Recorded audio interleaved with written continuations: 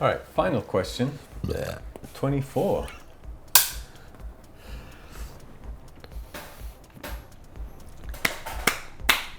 Check, check, check. Yep, still working. All right. Last but definitely not least. This is Livy Road and the Sound Epistemology Podcast. And we've made it to the last episode in this series of the Street Epistemology Survey. The survey that encourages us to review our relationship with the idea of truth. And a quick reminder that the videos in this series aren't meant to demonstrate a typical SE interview, but rather a conversation between friends sharing each other's views on 24 statements. This last statement explores the openness we have to being mistaken about what we believe. We're grateful for having the opportunity to investigate this survey and to share it with you. Here is number 24. It is possible that some of my beliefs are not true. Yeah, I thought you would strongly agree. Yeah. I strongly agree and you agree. And I firmly agree. You firmly agree. Mm-hmm. It's possible that some of my beliefs are not true. Yeah, why don't I strongly agree to that?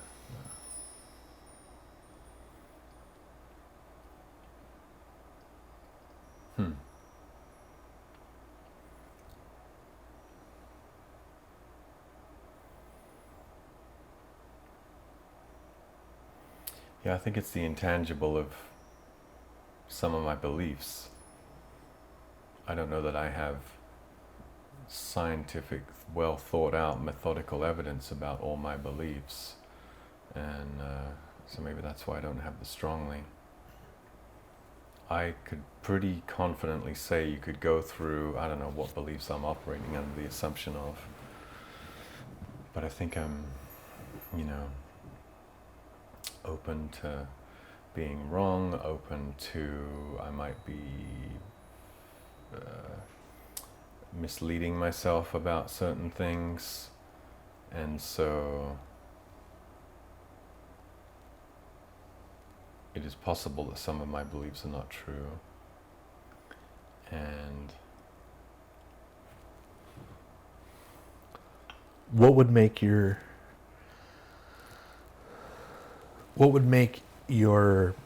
agreement to this stronger? yeah, not much. It wouldn't take much, I should say, because as I'm sitting here looking at it and reading the answer, I'm wondering if I actually do strongly agree. You're more than welcome to update your beliefs at any time. Yeah. I would not discourage you from changing that if you feel like you need to. I encourage both of us to adjust these if we find out that maybe we should. Mm-hmm. It's okay if you want to change it, and it's okay if you don't. It's you're only cheating yourself.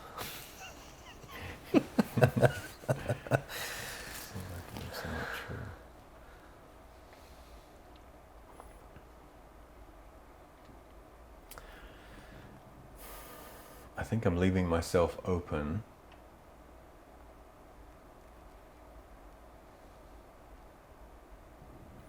but it's a pretty clear statement. It is possible that some of my beliefs are not true. Possible. It's possible.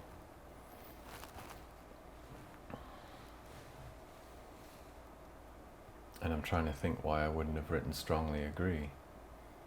Because I think I strongly agree. I agree some of my beliefs, it's possible that some of my beliefs are not true.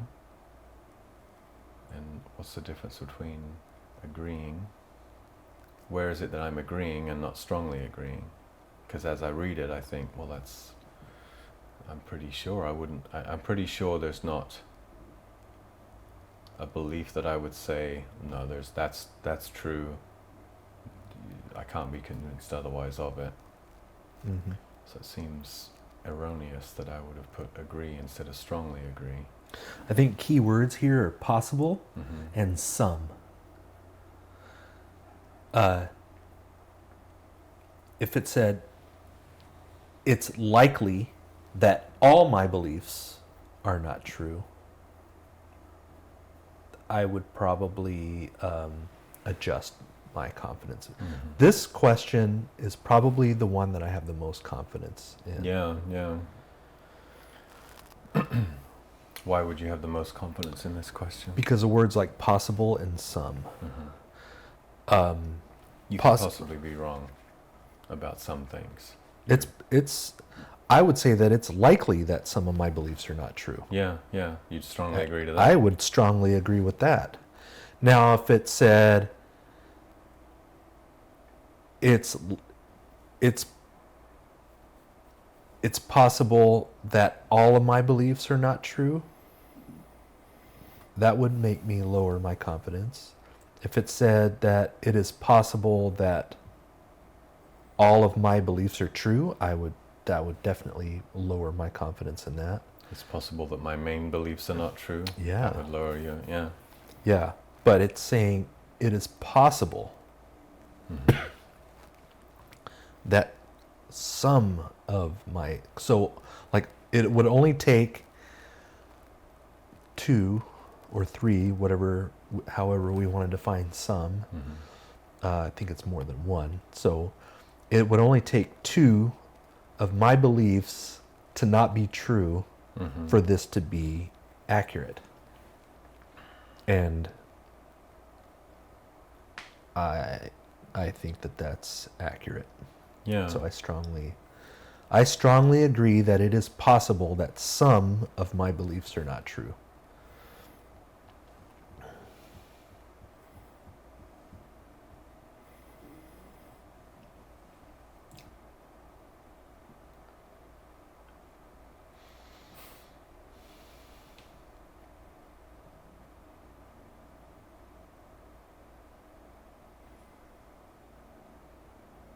Yeah, I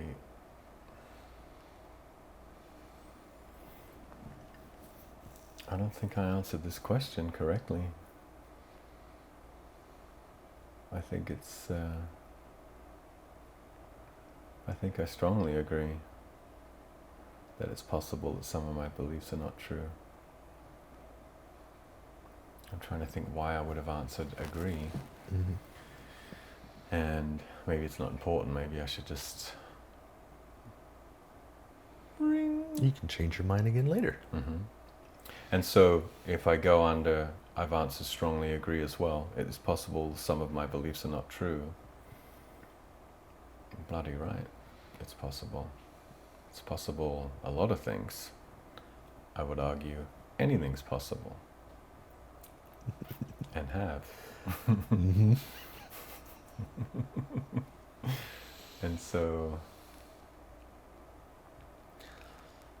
yeah, I think it speaks to being open to being wrong. Mm-hmm. And that's why I'm confused that I wasn't strongly open to being wrong when I answered this. And that's thrown me off a little bit. But I think if anyone strongly disagreed, or even disagreed, it's possible that some of my beliefs are not true. I disagree. Then you know that you're in for A good conversation, perhaps. perhaps a good conversation. Certainly An opportunity to have them maybe reconsider that. I keep finishing your sentences. Yeah, you do. Stop finishing my sandwiches.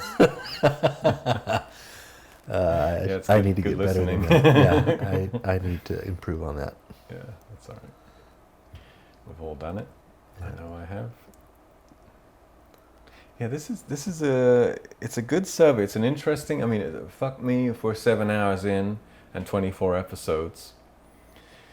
And I think we got to explore hypotheticals. Mm-hmm. We got to Definitely want to talk to you more about we got to explore hypotheticals. justified.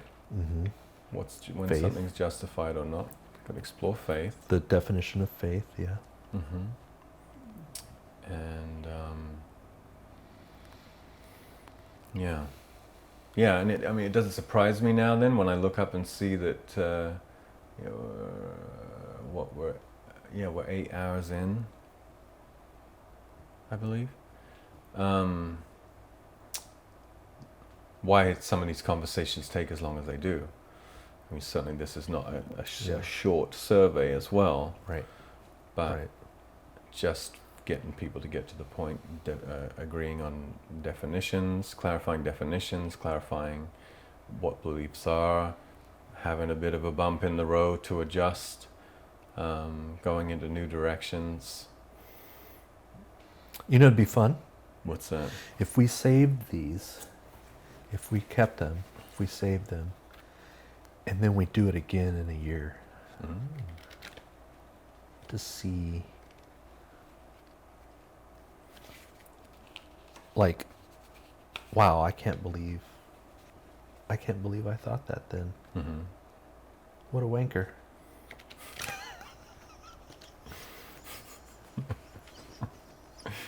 It's possible. Yeah, anything's possible. I look back to some of the beliefs I used to have, and at that point, in that moment, I felt like I was completely justified. Mm-hmm. Well, we do, right? That's a belief. That's what a belief is. Right. And the feeling I had then, yeah, that I was justified, is the same feeling that I have now when I feel like I'm justified with these. Is it? I'm convinced. You're convinced? I'm convinced that it's the same feeling. And I'm not, because I feel like there's a bit more. I think the wisdom does come, the compass does reveal itself, and the intuition does start to speak up a bit louder. Yeah, the more times we go around the sun. I don't know if it's necessarily attributable to age. I think some people get wise pretty early in life. Mm-hmm. Seems women get wiser earlier in life. Mm-hmm. Not always. Definitely see examples of the opposite occurring. Mm-hmm. But as I say, you see examples of very young people wising up to stuff like this very early on. And some of the rest of us, where we act like wankers, as you say, in our 20s, and then in our 40s, we sort of start to get things a bit and look with a different perspective, and those feelings start to guide us a little bit more accurately. After our prefrontal cortex is developed more. Maybe that's maybe that's it. Yeah. Maybe it's a miracle. Maybe it's a miracle. But I think the exploration of it, and being open to the exploration of it, is nice. Yeah. And I think that there's resources for people whose bottom falls out when they have these is important. Yeah. Because I could see where a lot of this stuff could be pretty shattering. Yes. And damaging to. I mean, I've had my own fair share of the bottom falling out experiences, and that's a very uncomfortable, disoriented, confused place to be. Mm-hmm. And so I can see where there's critics of SE because of that. Now, unfortunately, I would throw the same criticisms at the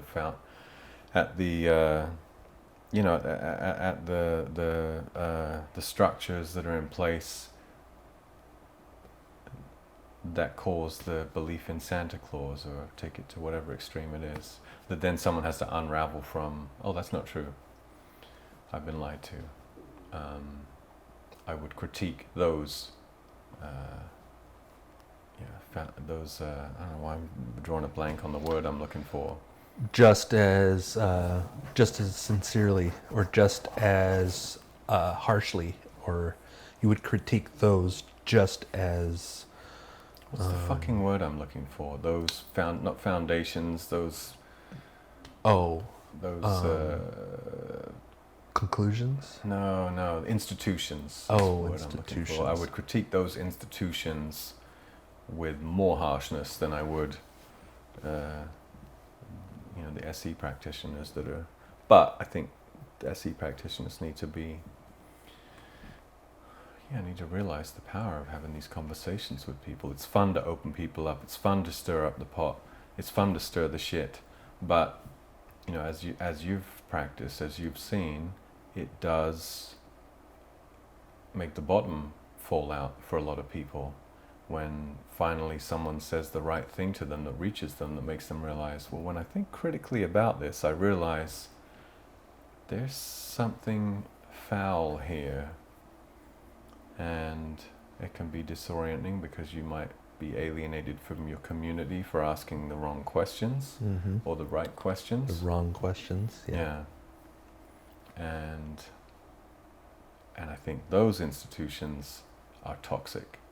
Any institution that's going to say, no, you don't ask any of these fucking questions, just toe the line, pay your tithing, shut the fuck up. That's abhorrent. That is not okay. I understand why those structures are in place for safety, for all of these things, but it's repression. Anytime one of us is repressed, none of us are free. I firmly believe that, and I think that's if not all of us are free, none of us are. Yeah. You look at the bloody environment, and if we're not all in accord at making it so that we can go fishing or hunting or swimming, then none of us are going to get to. It's going to be an extreme example, but hopefully it's one that makes people realize we've all got to realize that we have an impact on each other. Yeah.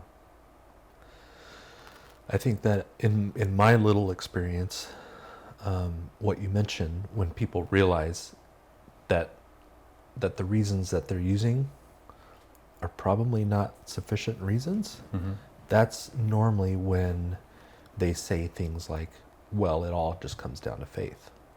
Right. Or, well, I'm not using reason, I'm using faith. Some things are better left unquestioned, or things like, I would rather not be rational. I've heard people say these things. Okay, and that's normally a sign that they're realizing that the reasons that they're giving themselves for holding high confidence that a certain belief is true, that's a good indication that they're realizing that maybe they need to look for better reasons to support it.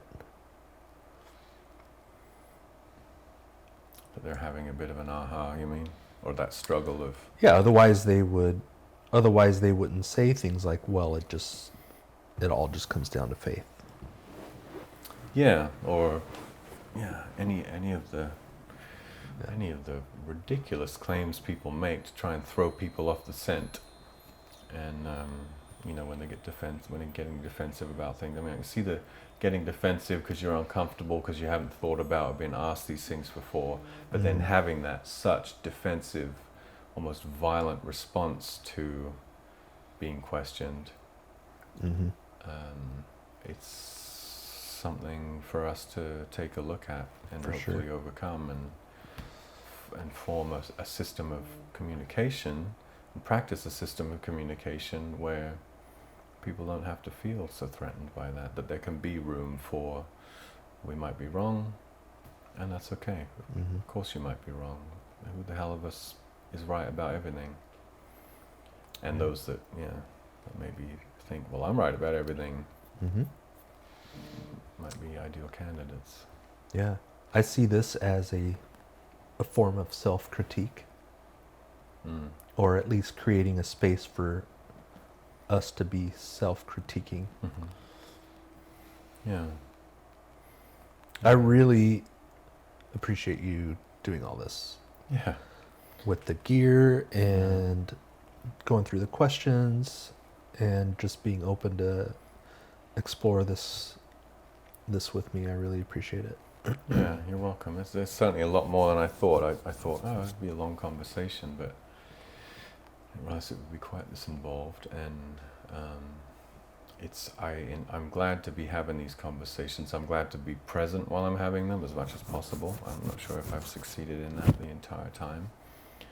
I'm glad to feel defensiveness come up and go, well, what, and see if it serves me, and let go of it, get rid of it. Recognizing it. Recognizing it, yeah. And recognizing how hard that must be for people that have no desire to recognize that, to have emotional literacy. That there may be people that have absolutely no interest in what I mean by observing their anger, that would be going through this, and bless them, hurting, really hurting, and getting defensive because of that. And more power to you to be able to hold the space to, I'm sure, take some of that and guide them through that and go, what is it that you want to say, and give them a place to be heard. Because so many people just are starved to be heard, starving for being heard and listened to, instead of, I think a lot of people don't listen, and so I think it really stands out when someone is listening, and so you're active listening and you're repeating back what people are saying. I think that's a good comfort for people, and anyone that's doing SE properly, that's using those, is doing a service to their interlocutor, and that's for good, as far as I'm concerned. So good on you, man. I'm glad to help. Cool. I look forward to the next year. Next thing we do. Oh yeah.